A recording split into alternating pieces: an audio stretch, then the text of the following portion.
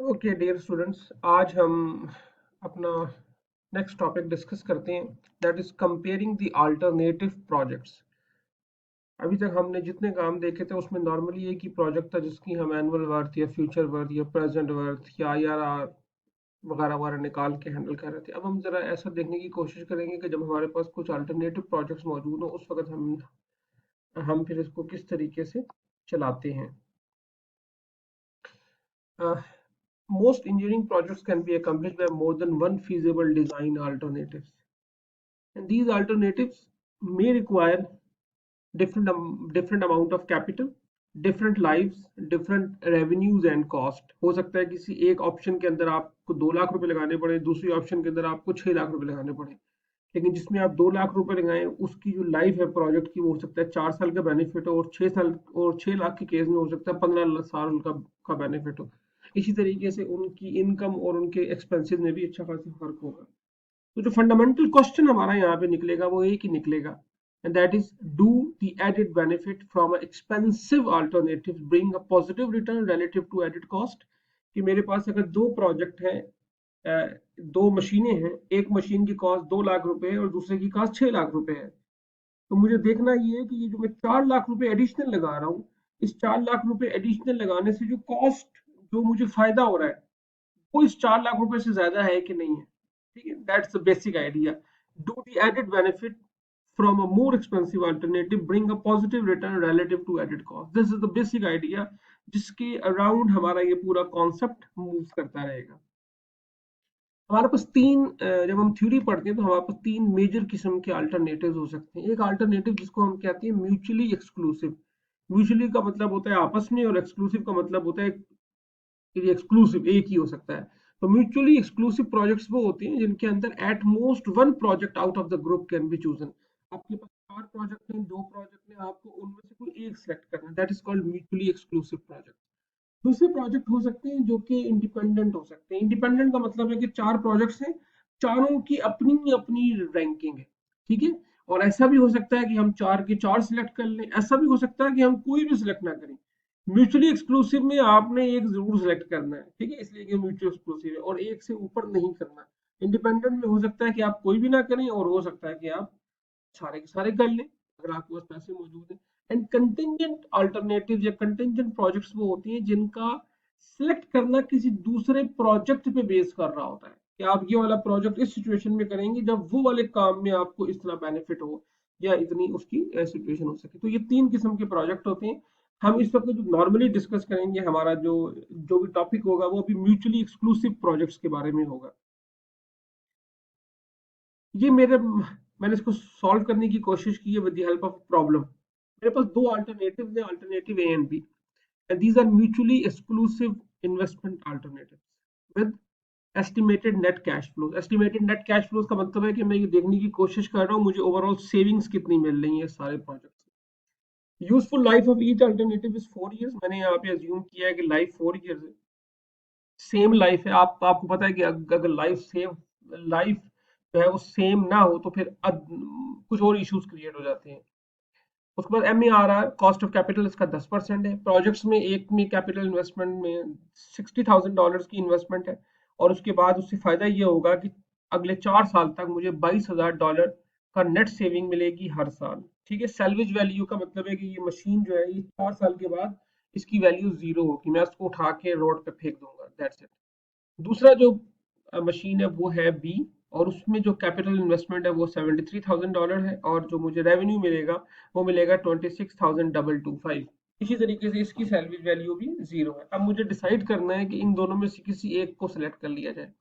एक तो ऑप्शन बिल्कुल सिंपल है कि मैं ए प्रोजेक्ट की नेट प्रेजेंट वैल्यू या प्रेजेंट वर्थ मालूम कर लूँ, बी प्रोजेक्ट की नेट प्रेजेंट वैल्यू या प्रेजेंट वर्थ मालूम कर लूँ, और जिसमें से जिसकी प्रेजेंट वर्थ ज्यादा हो वो बड़े आराम से निकल आएगा। ठीक है, अगर मैं उसको सिंपल तरीके से ये देखने की कोशिश करूं तो मैंने इसको सॉल्व किया है। प्रोजेक्ट ए की मैंने कैश फ्लोज निकाले, उसके बाद उसी प्रोजेक्ट ए की जो कैश फ्लोज हैं उसको मैंने कोशिश की है कि मैं उसको क्या उसकी प्रेजेंट वर्थ उसकी क्या नाम है, प्रेजेंट वैल्यू निकालूं।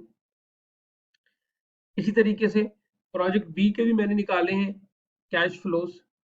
This is a project B cash flows, और उस प्रोजेक्ट बी के जो भी कैश फ्लोज हैं उसकी मैंने फिर प्रेजेंट वर्थ निकाली सारी की सारी, कि उसको जिस जिस तरीके से मैंने करना है मैंने उसकी वैल्यू निकाली। इसी तरीके से अच्छा, अगर अब आपको पता है कि आप अगर इसको, और मैंने फिर उसकी प्रेजेंट वर्थ, और आपको पता है प्रेजेंट वर्थ का जो दूसरा नाम है वो नेट प्रेजेंट वैल्यू होता है, जो कि बड़ा ही मशहूर नेम है। मैंने इसकी नेट प्रेजेंट वैल्यू निकाल ली। अब मुझे बड़ा सिंपल नजर आ रहा है कि प्रोजेक्ट ए की जो प्रेजेंट वैल्यू है that is 9738, and project B की जो वैल्यू है दैट इज 10131। तो यहाँ पर मुझे बड़ा क्लियर नजर आ रहा है कि जो प्रोजेक्ट बी है that is the better project, मुझे उसको चूज कर लेना चाहिए। अगर मैं इसी एक्सप्रेशन को इंजीनियरिंग इकोनॉमिक्स की बुक्स के कॉन्सेप्ट में लिखूं, तो आपको पता है कि बुक्स में किस तरीके से लिखा होता है इसके अंदर कि 60,000 is my investment and 22,000 A is given and I have to basically A means annual value is given and मुझे उसकी प्रेजेंट वैल्यू मालूम करनी है 4 साल में 10% के हिसाब से, और ये सेम वैल्यूज इसकी आ गई और सारे मैंने इसको चूज कर लेने हैं। दूसरा ऑप्शन वो हो सकता है जो मैंने अभी प्रिंसिपल में डिस्कस किया था। प्रिंसिपल क्या है? प्रिंसिपल ये है कि अब मेरे पास दो प्रोजेक्ट हैं, project A and project B. मुझे ये डिसाइड करना है कि इन दोनों प्रोजेक्ट में से किस प्रोजेक्ट को मैंने चूज करना है। तो मैं देखने का तरीका एक ही हो सकता है कि ये जो 60,000 से 73,000 की ट्रांजिशन है 13,000 की, इस 13,000 के होने की वजह से मुझे बेनिफिट जो है वो ज्यादा मिल रहा है कि नहीं मिल रहा। यानी कि मैं ये देखने की कोशिश कर लेता हूँ कि अगर तो 13,000 रुपए की वजह से मुझे जो बेनिफिट मिलेगा, ये जो 60,000 से ये जो 73,000 का टर्न है, इसका मतलब है यहाँ पे मेरे पास जो सिचुएशन आ रही है वो कुछ इस तरीके से आ रही है कि मैं 13,000 निकालने की सिचुएशन में हूँ, 30,000 मजीद इन्वेस्ट करने की सिचुएशन में। उसकी वजह से 22,000 माइनस 26,000, इसका मतलब है मुझे हर साल 4,225 रुपए का एडिशनल बेनिफिट मिलेगा 4 साल तक। अब बजाय इसके कि मैं इनको कंपेयर करूं, इन बजाय इसके कि मैं इसको और इसको कंपेयर करूं, मैं क्यों ना सिर्फ इसको कंपेयर कर लूं। और अगर तो 13,000 इन्वेस्ट करने की वजह से बेनिफिट ज्यादा मिल रहा है तो प्रोजेक्ट बी बेहतर हो जाएगा। ठीक है, इसका मतलब है प्रोजेक्ट बी से मैं कंपेयर कर रहा हूं। अगर बेनिफिट कम मिल रहा है, इसका मतलब है 13,000 मजीद इन्वेस्ट करने का फायदा नहीं है, तो मैं प्रोजेक्ट ए में ही इन्वेस्ट कर लूंगा। ठीक है, तो ये दोनों सॉल्व के तरीके हो सकते हैं। मैं जरा इसको जरा थोड़ा सा आगे हम इसको चलाने की कोशिश करते हैं ताकि हमारी अंडरस्टैंडिंग इसमें थोड़ी सी बेहतर हो सके। ये मैंने ये मेरे ओके जी, ये मैंने यहाँ पे सॉल्व किया था, मैंने अब इसी को आगे सॉल्व कर लिया। और आगे अब मैंने इसको किस तरीके से सॉल्व किया है, आगे मेरा सॉल्व करने का तरीका थोड़ा सा मुख्तलिफ है। आगे मैंने क्या किया, मैंने प्रोजेक्ट ए लिखा, प्रोजेक्ट बी लिखा, और मैंने इनका incremental cash flow of project B निकाल लिया। इंक्रीमेंटल कैश फ्लो कितना है? जिस तरह मैंने आपको बताया था कि 13,000 रुपये मजीद मैं इन्वेस्ट करूंगा तो मुझे 4,225 रुपए का हर साल बेनिफिट होगा। और अब मैंने सिर्फ सिर्फ इस इंक्रीमेंटल कैश फ्लो की प्रेजेंट वैल्यू निकाल ली। जब मैंने इंक्रीमेंटल कैश फ्लो की प्रेजेंट वैल्यू निकाली, ये आंसर क्या आ गया मेरे पास, 393। इसका मतलब है इंक्रीमेंटल केस में प्रेजेंट वैल्यू पॉजिटिव है। अब पॉजिटिव होने का क्या मतलब है? पॉजिटिव होने का मतलब ये है कि चूंकि मेरी जो माइनस की कंडीशन थी वो कुछ इस तरीके से थी कि मैंने बी माइनस ए किया। आप अगर गौर करें तो ये 4,225 है ना, तो 26 में से 22 निकला है तो बी 4,225 आया। इसका मतलब है यहाँ पे जो मेरे पास जो तरीकाकार था वो क्या था, मैंने ये किया था बी माइनस ए। ठीक है, क्योंकि ये बी माइनस ए था मेरे पास और बी माइनस ए पॉजिटिव आ गया, इसका मतलब है B is a larger value. क्योंकि B is a larger value, इसका मतलब B is the B is the project which is bringing more cash flows. तो इस सिचुएशन में ये क्या हो गया, इस सिचुएशन में अब ये मेरे पास, मैंने इसी तरह दोबारा डायरेक्ट में अगर चाहूँ तो इसका प्रेजेंट वैल्यू निकालने की पोजीशन में हूँ कि मैंने बड़े आराम से डिफरेंस की प्रेजेंट वैल्यू निकाल ली और ये आ गई। इसका मतलब ये अब सवाल करने का एक अल्टरनेटिव तरीका था जो कि बड़ी हद तक फीजिबल तरीका भी कहलाता है। अब इसका मतलब क्या हुआ, इसका मतलब ये हो गया अब यहाँ तक कि मेरे पास म्यूचुअली एक्सक्लूसिव सवालों को सॉल्व करने के दो अदर तरीके हो गए। एक तरीकेकार मेरे पास वो बन गया जिस क्वेश्चन के अंदर मैंने दोनों का सेपरेट निकाल लिया। दूसरा तरीकेकार मेरा ये बन गया कि मैंने उसका इंक्रीमेंटल इम्पैक्ट देख लिया। आगे हम बहुत से ऐसे सवाल करेंगे जिसमें चीजें कंटेंजेंट है तो हम उनको इंक्रीमेंटल सेंस में ही देखेंगे। और मैं आपको जो बार बार ये टेबल बना के दिखा रहा हूँ उसकी बेसिक रीजन ये है कि आप एज्यूम करें कि अगर यहाँ पे ये जो फिगर है ये हर साल बदल रही होती तो आपका ये सारा एक्सप्रेशन खत्म हो जाता शो होना, फिर आपको टेबल के थ्रू काम करना पड़ता या मैथमेटिकल पूरा लिखना पड़ता।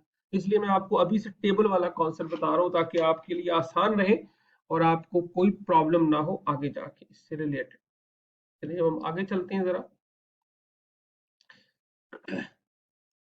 ये हमारे पास एक और इसी किस्म का सवाल है। अब इस सवाल और पिछले सवाल में फर्क सिर्फ ये है कि पिछले सवाल के अंदर आप अगर देखें तो आपके पास कुछ कैश आउटफ्लोस था और कैश इनफ्लोस थे। ये जो क्वेश्चन है थोड़ा सा डिफरेंट है। ये क्वेश्चन इस किस्म का है जिसके अंदर सिर्फ कॉस्ट है, यानी कि लेट सपोज ये कोई गवर्नमेंट ऑर्गेनाइजेशन है जो ये कह रही है कि पहले मैं 3,80,000 रुपए की मशीनरी खरीदूंगी, उसके बाद हर साल मैंने कॉस्ट भी अराउंड करनी है। आप फर्ज कर लें कि ये एक गवर्नमेंट हॉस्पिटल में पड़ा हुआ वेंटिलेटर है जिसका कोई बेनिफिट, जिसका कोई कैश इनफ्लो नहीं है, सिर्फ कैश आउटफ्लो, ये कॉस्ट ही लग रही है। अब पिछले सिचुएशन में मेरे लिए जो डिसीजन मेकिंग क्राइटेरिया था वो था प्रेजेंट वैल्यू जिसकी ज्यादा होगी। अब यहाँ पर अगर ये सिर्फ कॉस्ट है, कॉस्ट को जब मैं देख रहा हूँ तो अब मैं देख रहा हूँ कि प्रेजेंट वैल्यू जिसकी कम होगी, जिसकी कम होगी इसका मतलब उसकी कॉस्ट कम है, तो मैं उस तरफ चूज करूंगा। ये उसी किस्म का एक सवाल है। आप अगर देखें ए बी मेरे पास सिचुएशन है, 3 साल इनकी लाइफ है और 3,80,000 डॉलर या रुपए जो भी इसकी आप वो ले लें पोजीशन, वो इस तरीके से है कि 3,80,000 रुपए की इन्वेस्टमेंट है और यहाँ पे 4,15,000 रुपए की इन्वेस्टमेंट है। 3 साल ये इसकी कॉस्ट लगेगी और उसके बाद इसकी salary value end of life जो मैंने लिखी है दैट वुड बी जीरो। यहाँ पर इसकी सैलरी वैल्यू थोड़ी सी होगी। अब आप देखें ये थोड़ा सा फर्क आ गया कि पहले ये था ना 15,000 रुपए लगेंगे, फिर 27,000 तो 3 साल लगेंगे, लेकिन ये जो फिगर है ना ये आप देखें इसके साथ माइनस नहीं है। ऑब्वियसली माइनस इसलिए नहीं है कि इस फिगर से तो आपको पैसे वापस आने हैं जब ये मशीन बिकनी है। बिल्कुल इसी तरीके से हमें इस सवाल को भी सॉल्व करना है। ठीक, अब चाहे आप इसका टेबल बना लें चाहे उसको डायरेक्ट मालूम कर लें, बेसिक सा कॉन्सेप्ट अब क्या है कि यहाँ पे किसी किस्म की चीज ने प्लस माइनस नहीं होना, ये सारी की सारी कॉस्ट है। इसका मतलब है आपने 3,80,000 रुपए की आज वैल्यू है और इन दो फिगर्स की आगे।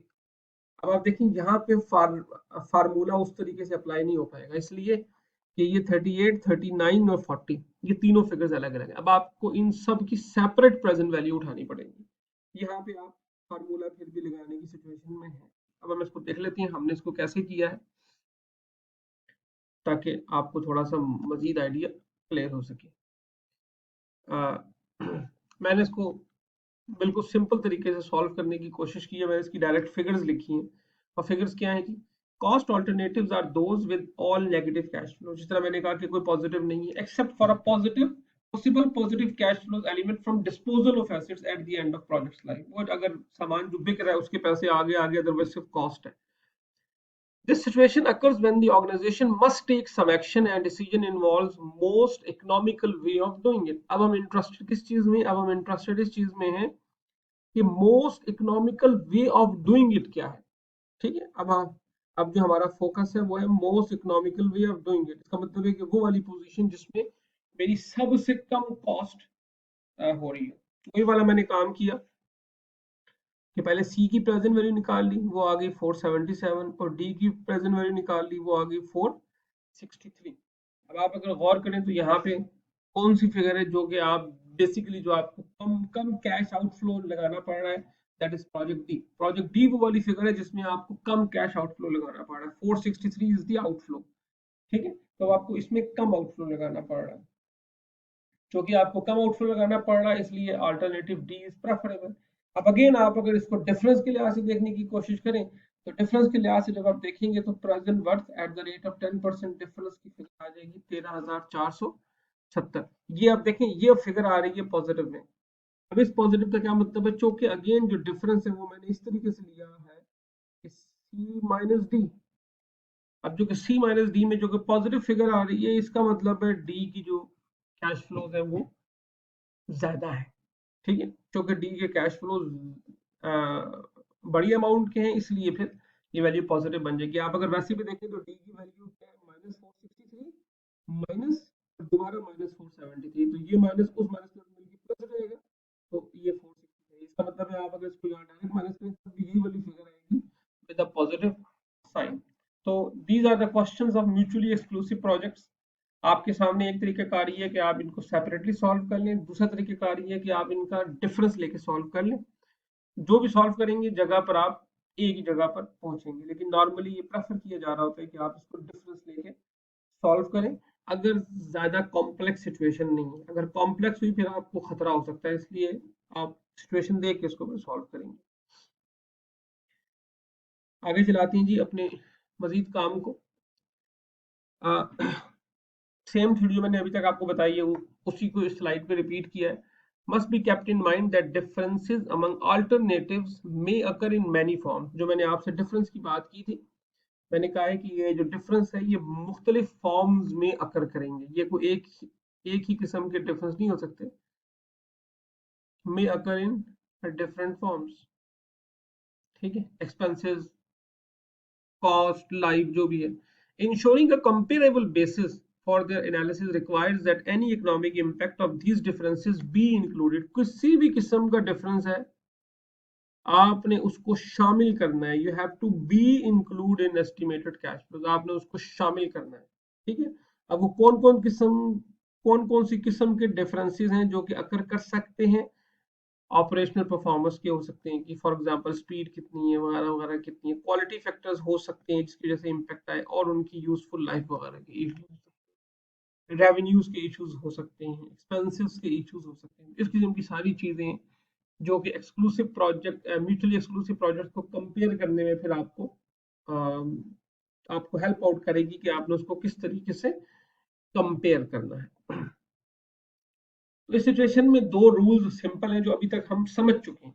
पहला रूल क्या है कि जब रेवेन्यू और इकोनॉमिक बेनिफिट्स दोनों की बात आएगी तो फिर आप, यानी कि जो पहला सवाल था, जब रेवेन्यू भी है और एक्सपेंस भी है, प्रॉफिट भी हो रहा है और लॉस भी हो रहा है, जब ये दोनों सिचुएशन होगी फिर आपने क्या क्या करना है, आपने वो वाला अल्टरनेटिव चूज करना है जिसका ग्रेटेस्ट पॉजिटिव इक्विवेलेंट वर्थ हो, इक्विवेलेंट वर्थ या प्रेजेंट वर्थ हो, कि हाईएस्ट प्रेजेंट वैल्यू हो, ठीक है, जाहिर है। और दूसरा केस है कि वो वाला केस जहां पर या तो रेवेन्यू हो ही ना, सिर्फ कॉस्ट हो, यानी कि या तो ये हो कि कंसीडर ओनली कॉस्ट, या तो सिर्फ कॉस्ट हो, या फिर ऐसा सिचुएशन हो कि जहां पर रेवेन्यू तो हो लेकिन वो कांस्टेंट हो, यानी कि जो भी सिचुएशन हो रेवेन्यू सेम रहेगा।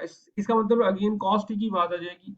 तो वो सिचुएशन है जिसके अंदर आपको मिनिमाइज करनी है टोटल कॉस्ट। तो इस सिचुएशन में आपने वो वाला अल्टरनेटिव उठाना है that has least negative equivalent worth, ठीक है। फिर आपको पहले केस में वो वाला उठाना है जहां पे ग्रेटेस्ट पॉजिटिव इक्विवेलेंट वर्थ है, और यहाँ पे वो वाला उठाना है जहाँ पे लीस्ट नेगेटिव इक्विवेलेंट वर्थ है, छोटी वैल्यू को आपको, ठीक है।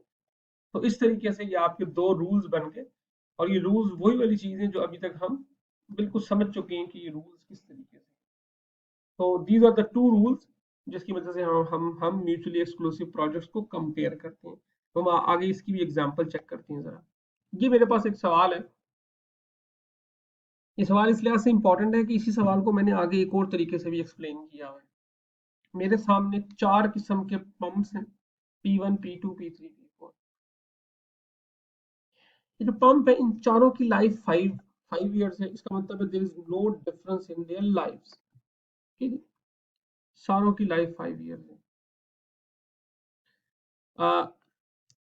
लेकिन अगर प्लांट 1 होगा तो आपका एक्सपेंस ये होगा, P2 होगा तो एक्सपेंस ये होगा, P3 होगा तो ये एक्सपेंस ये होगा, P4 है तो एक्सपेंस ये होगा। इसका मतलब है चारों के केसेस में इन चारों की कॉस्ट का भी फर्क है और इनके एक्सपेंसेस का भी फर्क है। बट हर किस्म का जो प्रेस है उसकी कैपेसिटी एक ही है, 1,20,000 यूनिट, ठीक है।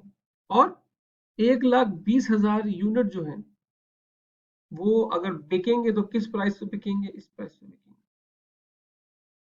इसका मतलब ये हो गया कि आप जैसा मर्जी पंप ले लें, जैसा मर्जी पंप ले लें, उसका जो पैसे आने का सिस्टम है वो सेम है, 1,20,000 unit multiply by $0.375, that's it. फर्क जो पड़ेगा वो कहाँ पड़ेगा, उसके एक्सपेंस नहीं पड़ेगा। इसका मतलब है रेवेन्यू तो कांस्टेंट हो गया। अगेन जब रेवेन्यू कांस्टेंट हो गया, अब आप कौन से रूल पे आ गए? अब आप रूल नंबर 2 के ऊपर आ गए। ठीक है, और रूल नंबर 2 क्या था? रूल रूल नंबर 2 था कि आप वो वाली जगह में जाएंगे जहाँ पे कॉस्ट मिनिमाइज हो रही है। ठीक है, ये जी मैं आगे चलता हूँ। यहाँ पे वो कहता है कि सिचुएशन क्या आ गई? वो कहता है जी सिचुएशन ये आ गई कि आपने असल में जिसको चूज कर लिया है, वो जो रूल है वो रूल नंबर 2 है। अब उसमें मैंने किया ये कि सिर्फ एक P1 उठाया और मैंने उस P1 पंप 1 की प्रेजेंट वर्थ निकाल ली। ठीक है, अब यहाँ पे प्रेजेंट वर्थ जाहिर है क्या है? प्रेजेंट वर्थ यहाँ पे ये है कि 24,000 रुपये आपने इन्वेस्ट किए, प्लस उसके बाद 31,200 अगले 5 सालों तक आपकी कॉस्ट लग रही है उसके ऊपर। क्योंकि कॉस्ट लग रही है, इस तरीके से हुआ क्या कि ये आपकी पूरी की पूरी प्रेजेंट वर्थ आ गई। ठीक है, इसका मतलब है इसमें मैंने कहीं रेवेन्यू की बात ही नहीं की, मैं इसके अंदर डायरेक्ट बात कर रहा हूँ कॉस्ट की। Just for the sake of intellectual curiosity, हमने इसी चीज की एनुअल वर्थ भी निकाल ली और फ्यूचर वर्थ भी निकाल ली। ठीक है, जस्ट टू सी कि कोई डिफरेंस तो नहीं आता। हालांकि कोई डिफरेंस नहीं है, आप किसी एक को सॉल्व कर लें, किसी एक तरीके को आप सॉल्व कर सकते हैं। मैं प्रेजेंट वर्थ पे फिलहाल फोकस कर रहा हूँ। प्रेजेंट वर्थ मैंने निकाल ली 1,42,000। अब आप देखें, अगर यहाँ पे देखें, अब इस सिचुएशन में कौन सा प्रोजेक्ट, खैर अब अभी तो कंपैरिजन नहीं हो सकता। तो प्रेजेंट वर्थ मैंने निकाल ली 1,42,273। अब मैंने करना ये कि मैं P1 P2 P3 P4 चारों की निकाल लूं। रेवेन्यू जो कि सेम है तो उसको मुझे डिस्कस करने की जरूरत ही नहीं है। मैं आगे चलता हूँ, अब आप देखेंगे सर हुआ क्या। हुआ ये है कि अब मैंने बड़े सिंपल तरीके से P1, चले बल्कि मैं एक काम करता हूँ, मैं इसको सिर्फ यूं देखता हूँ, सिर्फ प्रेजेंट वर्थ को चेक करता हूँ। प्रेजेंट वर्थ देखें, P1 की क्या आ गई? 1,42,000। P2 की कितनी आ गई? 1,40,000। P3 की कितनी आ गई? 1,45,000। और P4 की कितनी आ गई? 1,38,000। सबसे स्मॉलर वैल्यू कौन सी है? 1,38,000 रुपये। इसका मतलब है जो सबसे कम कॉस्ट लग रही है वो किस पे लग रही है? 1,38,000 रुपये। यहाँ पे आपने कंफ्यूज नहीं होना, यहाँ पे आपने ये जो फिगर्स हैं इनको वो नंबर लाइन पे रख के ये नहीं देखना कि 1,45,000 रुपये सबसे छोटी फिगर है। ये माइनस का मतलब, नंबर लाइन का मतलब नहीं है। इस माइनस का मतलब सिंपल ये है कि ये कॉस्ट है। 1,38,000 माइनस का मतलब है कि 1,38,000 रुपये की कॉस्ट जा रही है। 1,45,000 माइनस का मतलब है कि 1,45,000 रुपये जा रहे हैं। तो जाहिर है जो जा रहे होंगे आप उनमें से सबसे कम को चूज करेंगे। तो दैट इज वाई हम किसको चूज कर रहे हैं? हम चूज कर रहे हैं 1,38,000 रुपये को। और ये देखें, ये वो बता रहा है कि प्रेफरेंस जो रैंकिंग है उनमें सबसे जो बेहतर रैंकिंग है वो कौन सी है? P4। अब ये प्रिंसिपल आप एनुअल वर्थ में भी अप्लाई करें, इसका भी सेम आंसर आएगा। फ्यूचर वर्थ में भी अप्लाई करें, इसका भी सेम आंसर। इसका मतलब है हर मेथोडोलॉजी के तहत जो मेरा जो प्रेफरेंस सिचुएशन है वो क्या बनी? पंप 4 ही बनी। क्यों? इसलिए कि revenue was constant in all cases. ठीक, बड़ा आसान सा काम था। आप अगर चाहते तो ये पूरा सवाल नॉर्मल तरीके से भी कर लेते, रेवेन्यू को भी कंसिडर कर लेते और कॉस्ट को भी कंसिडर कर लेते, दोनों को माइनस करते और नेट प्रेजेंट वैल्यू निकाल लेते। तो उतना मेहनत करने का रिजल्ट कोई नहीं निकलना था, रिजल्ट यहीं पे आ जाना था जहां तक आप अभी पहुंच चुके हैं। अब इसी सवाल को हम थोड़ा सा चेंज करते हैं और हम ये कहते हैं कि अब रेवेन्यू के बारे में चेंज करें। अगर रेवेन्यू चेंज हो रहा है तो फिर रूल 2 नहीं लगेगा बल्कि रूल 1 लगेगा। अब हम वहां पे देखेंगे कि वो वाली सिचुएशन जहां पे मैक्सिमम प्रेजेंट वर्थ आ रही है। ठीक है, ये क्वेश्चन है जी। इस क्वेश्चन में उसने चेंज सिर्फ ये की है अब, जो कि जाहिर है बड़ी मेजर चेंज है, कि उसने ये कहा भाई कि अगर आप पंप 1 लोगे ना तो आपका रिजेक्शन रेट जो है 8.4 होगा। 8.4 का मतलब क्या है? जो आप हर साल 1,20,000 यूनिट बना रहे हो ना, इसमें से 8.4 रिजेक्ट हो जाएंगे और बाकी बिकेंगे। वो जो बाकी बिकेंगे अब फिर वो इस प्राइस पे बिकेंगे। जो P2 है उसका रिजेक्शन रेट सिर्फ 0.3% है। इसका मतलब है बहुत कम रिजेक्शन होगी। इसका रिजेक्शन रेट 2.4 है और इसका रिजेक्शन रेट 5.6% है।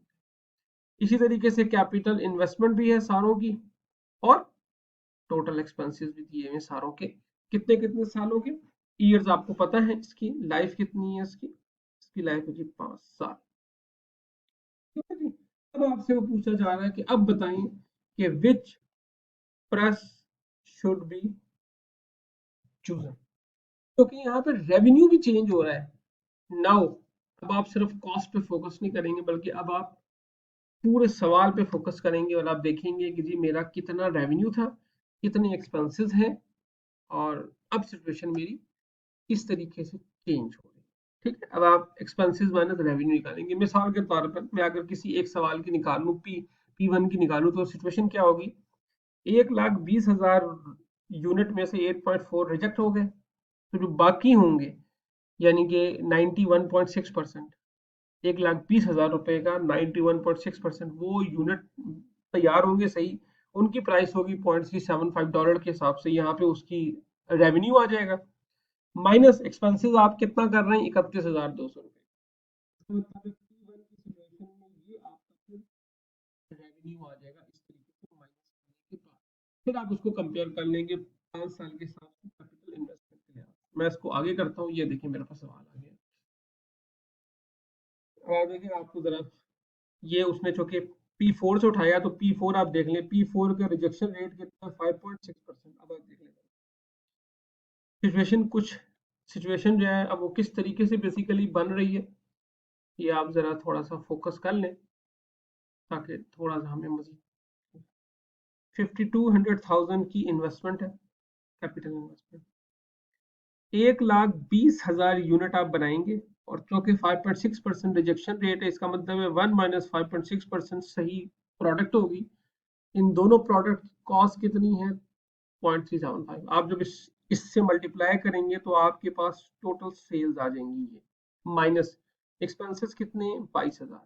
जब आप इसमें से एक्सपेंसेस माइनस करेंगे, आपके पास क्या सिचुएशन आ गई?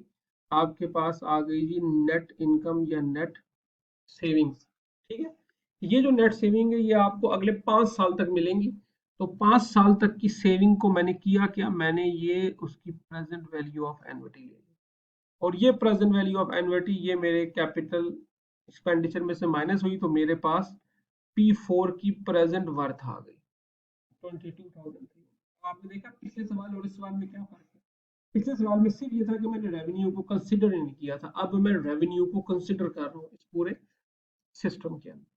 ठीक हो गया? इसी तरीके से मैंने P4 की प्रेजेंट वर्थ निकाली, एनुअल वर्थ निकाली, और फ्यूचर वर्थ निकाली, just for the sake of argument. Otherwise अगर आप सवाल सॉल्व कर रहे हो तो जाहिर है आपके लिए एक ही निकालना इनफ है। और इसी तरीके से अब मैं जब इसको चलाता गया हूँ आगे, और जब मैं आगे गया हूँ,